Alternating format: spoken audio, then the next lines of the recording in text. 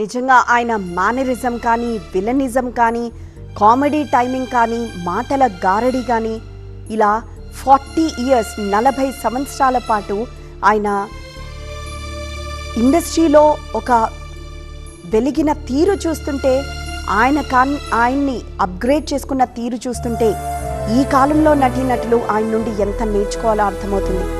ఈ కాలంలోని నటీనటులు కూడా ఆయన్ని చూసి ఆయనతో పనిచేసిన వాళ్ళు అదే విషయం చెప్తూ ఉంటారు.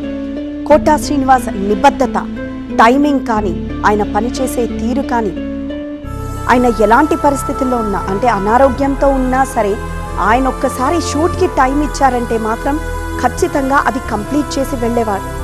ఒకవేళ చేయలేని పరిస్థితుల్లో ఆయన దాన్ని వదులుకునేవాళ్ళు, కానీ ఆ యూనిట్ని, సినిమా యూనిట్ని మాత్రం ఏనాడు ఇబ్బంది పెట్టేవారు కాదు. ఇక విలన్గా, కమెడియన్గా, క్యారెక్టర్ ఆర్టిస్ట్గా ఆయన పోషించని పాత్ర లేదు. దశాబ్దాల నట జీవితం ఎంతో సంతృప్తికరంగా సాగింది. అయితే కళామ తల్లి ముద్దు బిడ్డల్లో కొందరికి అవకాశాలు దొరకడం లేదని ఆయన చాలాసార్లు ఆవేదన పడేవారు.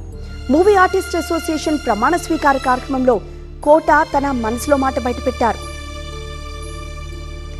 కోటా ప్రసంగించిన ఆ వేదికపైనే సినీ ప్రముఖులతో పాటు నటశేఖర కృష్ణ దంపతులు, రెబల్ స్టార్ కృష్ణంరాజు కూడా ఉన్నారు. ఆ రోజు కొన్నాళ్ల తర్వాత ఈ ముగ్గురు లెజెండ్స్ సినీ పరిశ్రమను విషాదంలో ముంచెత్తుతూ ఈ లోకం నుంచి నిష్క్రమించారు. ఇప్పుడు కోటా శ్రీనివాసరావు కూడా తన జ్ఞాపకాలను మిగిల్చి తిరిగి రాని లోకాలకు చేరిపోయారు.